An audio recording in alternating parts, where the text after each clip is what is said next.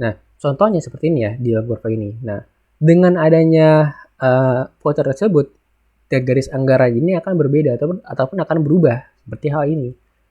Nah, kalau kita lihat ini akan berubah nih. Nah, secara keseluruhan keluarga X, keluarga Y, dan keluarga Z ini akan berubah menjadi peningkatan peningkatan tingkat kualitas pendidikan mereka ke kanan gitu kan. Kalau kita lihat ICX, ICY, dan ICZ akan meningkat ke kanan gitu. Jadi ini untuk solusi dari si keluarga Y ini agar tidak mengurangi kualitas pendidikan mereka ya kan. Kalau kita lihat kualitas si pendidikannya ini agak bergeser ke kanan nih, sehingga kualitas pendidikan mereka ini akan meningkat gitu. Nah, disebutkan di sini ada beberapa argumen yang dibuat atas dasar voucher, di mana ada consumer sovereignty dan competition. Nah, kalau consumer sovereign ini memperbolehkan individual atau orang tua untuk memilih educational pilihan mereka sesuai dengan rasa mereka. Jadi mereka bebas memilih untuk ke sekolah manapun seperti itu. Dengan adanya voucher, ya mereka bebas memilih nih mau untuk yang dengan kualitas yang baik ataupun seperti apa. Nah, yang kedua ini akan menimbulkan kompetitif ataupun persaingan di mana uh, ketika persaingan ini terjadi, pasar dari pendidikan ini akan bekerja secara efisien. Nah, kenapa seperti itu? Karena kan dari contoh ini dibilang kalau misalkan dalam satu sekolah ini menerima lebih banyak murid, maka kan mereka akan mendapatkan lebih banyak voucher atau lebih banyak subsidi gitu. Jadi kayak ya contohnya dana bosnya lebih banyak seperti itu kan ya. Dari jumlah mahasiswa ya dari jumlah siswa di suatu sekolah itu ketika lebih banyak maka akan mendapatkan dana lebih banyak dari pemerintah seperti itu. Nah, maka daripada seperti itu, maka akan meningkatkan jumlah pegawai mereka. Jumlah pegawai mereka sebanyak 50%. Ini dari contoh tahun 1970. Nah, tetapi dari hal tersebut ini dapat disebutkan bahwa sekolah yang inefisien ini akan terindikasi untuk bangkrut atau tutup karena kalah bersaing dengan sekolah yang efisien gitu. Nah, di sini terdapat masalah yang ditimbulkan dari voucher. Antara lain, yang pertama ada kelebihan spesialisasi. Yang kedua, ini dapat mengarahkan ke perbedaan stratifikasi ataupun kesenjangan. Yang ketiga, mungkin salah sasaran. Yang keempat, ini nggak mungkin ya pendidikannya ini mungkin menjadi nggak kompetitif gitu atau ya nggak baik persaingannya gitu. Yang terakhir itu mereka nggak memperhitungkan terhadap siswa yang biayanya itu tinggi gitu. Nah, contohnya yang pertama itu spesialisasi yang berlebihan, di mana mungkin ada di sini contohnya football school dan art school ya.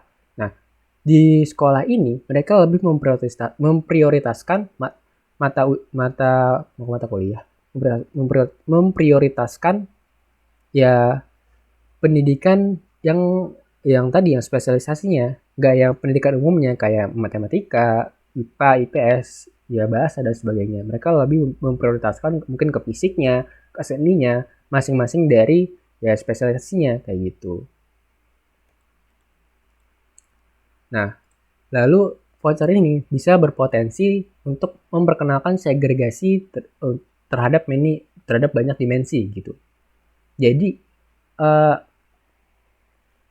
kalau kita bisa lihat, ketika orang tua yang minim informasi, mereka akan mendapatkan sekolah yang kurang berkualitas gitu. Sedangkan orang tua yang mempunyai informasi yang lebih banyak, mereka akan mendapatkan kualitas sekolah yang lebih tinggi lagi gitu. Nah, di sini dibilang, ya kalau kita lihat kan dari si kurva tadi bahwa keluarga X, Y, dan Z sama-sama mendapatkan kualitas pendidikan yang lebih tinggi dengan adanya voucher. Tetapi kalau kita lihat lagi, keluarga Z ini sama sekali nggak perlu mendapatkan voucher, ya kan? Karena apa? Karena tanpa adanya voucher pun, mereka dapat mendapatkan pendidikan yang tinggi. Jadi secara nggak langsung ini nggak, ya percuma aja ketika didistribusikan terhadap semua kalangan gitu. Harusnya ya ada kalangan-kalangan tertentu aja terhadap ya siswa dengan ekonomi tertentu gitu. Jadi mungkin lebih bagus seperti itu. Nah, masalah lain yang dapat ditimbulkan yaitu ini bisa dideskripsikan sebagai natural monopoly karena di sini terdapat yang namanya fixed cost seperti building dan skala ekonominya. Nah, pada kasus tertentu ini tuh nggak efisien ketiknya karena ya banyak sekolah kecil ini harus berkompetisi dengan sekolah-sekolah besar. Nah, makanya nanti yang sekolah besar ini bisa menimbulkan natural monopoli gitu. Jadi kayak monopolinya ini secara natural ini terjadi gitu. Nggak ada keinginan untuk menguasai suatu sektor tertentu, tapi karena sekolahnya mungkin secara interior, eksterior itu bagus banget, buildingnya bagus ya kan. Karena kan dari voucher ini si keluarga ini bebas menentukan pilihan mereka di sekolah manapun, yang jadinya si sekolah dengan kualitas yang bagus ini dapat memonopoli semua pelanggannya, semua konsumennya gitu. Jadi sekolah-sekolah kecil ya gak bakal terkait oleh siswa orang-orang tua gitu. Jadinya mereka jadi pilihan terakhir mungkin ataupun nggak dipilih sama sekali. Nah, terakhir beberapa siswa ini tuh mahal untuk diedukasi. Kenapa? Karena sebagai contohnya itu siswa dengan berkebutuhan khusus. Nah, untuk mengedukasinya ini kan harus mengeluarkan biaya 2 kali lebih banyak daripada rata-rata siswa biasa. Nah, sekolah mempunyai insentif di mana mereka bisa menolak siswa berkebutuhan khusus kayak gitu. Nah, ini contohnya, kita lewatin aja.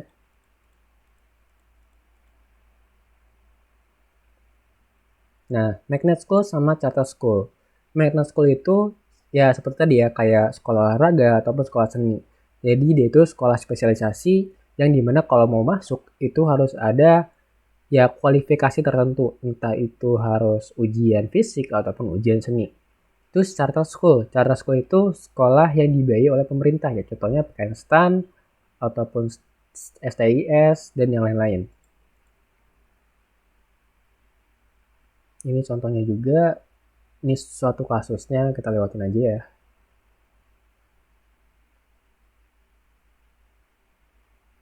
Nah, di sini dibilang bahwa voucher ini dimana menimbulkan bahwa ini dia bisa mengimprove atau meningkatkan akademisnya gitu.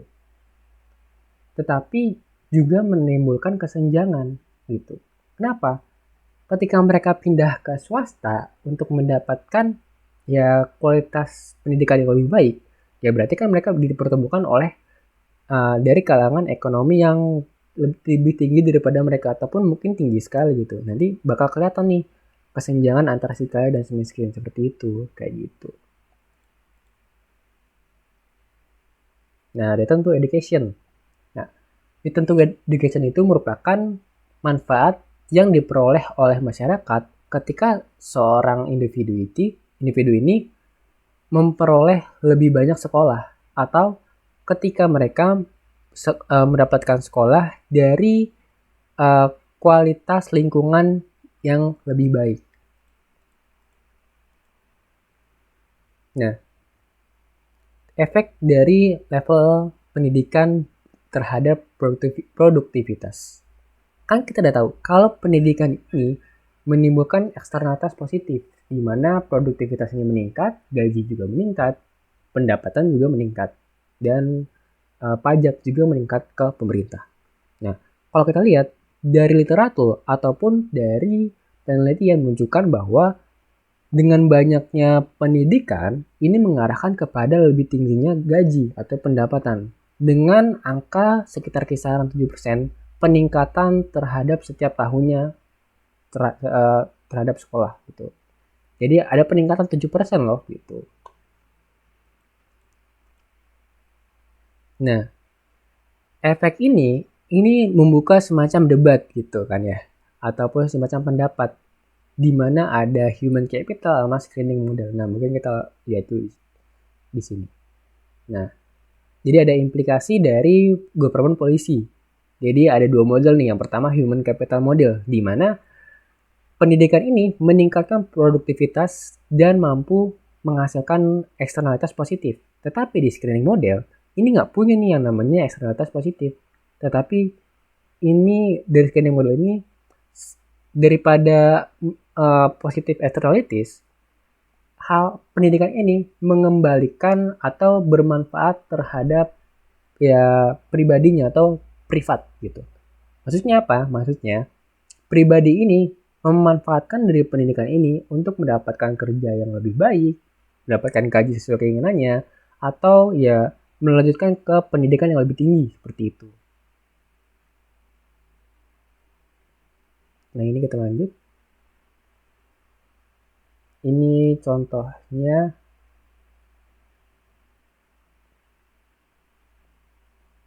Contoh, kita lewatin aja, kita langsung ke teorinya. Oke. Nah, sheepskin effect. Nah, efek ini mengacu kepada fakta bahwa seseorang yang mendapatkan degree ataupun title dari high school, college, or graduate school ini mempunyai ke tingkat return yang lebih tinggi atau tingkat pengembalian yang tinggi daripada mereka yang memperoleh pendidikan yang sama tetapi nggak memperoleh title atau degree gitu. Title tuh maksudnya degree itu maksudnya kayak diploma 3 kayak gitu loh. Nah, contohnya siswa yang lulus dari ujian GED ini memperoleh gaji 10-19% lebih tinggi daripada mereka yang nggak lulus ujian. Jadi seperti itu. Dari contoh sheepskin effect-nya. Kita lewatin contohnya. Ini contoh dari US ya. Kita bisa lihat. Nah, terus apa sih kegagalan pasar yang terjadi? Jadi kan kalau returnnya atau pengembaliannya itu untuk ke higher education itu kan ya lebih ke pribadi ya. Yang maksudnya pribadi ini memanfaatkannya kayak gimana gitu. Ataupun ke pendidikan, ataupun ke pekerjaan atau seperti apa. Nah, meskipun seperti itu, nah ketika kan kita kan cuma 12 tahun ya untuk mendapatkan pendidikan gratis gitu ataupun voucher. Terus gimana ketika mereka kembali ke perguruan tinggi gitu. Nah, ketika kembali ke perguruan tinggi itu kan nggak ada 12 tahun gitu. Nah, mungkin ada yang namanya beasiswa, tetapi kan nggak semuanya gitu kan. Nah, itu mungkin jadi salah satu solusinya, di mana masalahnya ini untuk menyekolahkan atau melanjutkan ke perguruan tinggi itu membutuhkan dana yang dibilang cukup tinggi kan ya bagi ya masyarakat dengan ekonomi yang di bawah menengah gitu. Nah, mereka membutuhkan dana yang tinggi untuk menyekolahkan anak mereka di perguruan tinggi itu kayak gitu. Nah, oleh karena itu ini bisa menyebabkan kegagalan pasar di mana ya nggak bisa, mungkin mereka bisa minjam tapi sekali lagi pinjamannya ini mungkin kecil kayak gitu. Karena nggak bisa nih dilihat apakah seorang individu ini bisa diobserve atau diteliti kayak gitu. Nah, selain loans, pemerintah juga bisa ada yang namanya subsidi terhadap universitas, tapi nggak kurang jelas gitu. Kayak pinjaman dan subsidi ini kurang jelas. Kenapa ya? Sekali lagi karena tadi gitu. Kalau subsidi juga ini mungkin bisa ada salah sasaran atau gimana gitu, ataupun ada yang bermain-main dengan ekonominya masing-masing seperti itu. Nah, mungkin pembahasan atas materi kali ini cukup sampai di sini. Terima kasih telah menonton. Maaf apabila ada salah kata dalam penuturannya, dan atas terima kasih yang sedalam-dalamnya, dan semoga bermanfaat untuk kalian semua dan aku. Dan bagi kalian yang mempunyai pengalaman yang lebih setelah menonton video ini ataupun menonton video yang lainnya, bisa mengajari temannya yang kurang atas materi tersebut gitu. Jadi sampaikanlah ilmu ke lainnya supaya yang lainnya juga mendapatkan ilmu ke yang lainnya gitu. Jadi semuanya bisa untuk berusaha di sukses di UAS nanti. Jadi seperti itu. Wassalamualaikum warahmatullahi wabarakatuh.